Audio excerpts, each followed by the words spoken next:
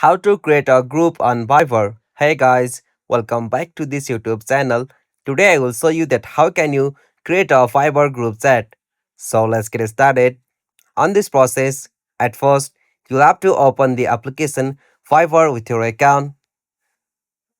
Alright, so after you open the Fiverr, you'll got such interface. So from here, at the top right corner, you'll have to tap on pencil icon.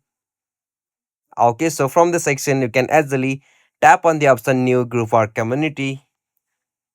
Okay, so from the section you'll have to just select the individual or contacts whom you want to create group with that. So simply select the contacts whom you want to create group with that, and after you select it, you'll have to just tap on the option next just at the top right corner.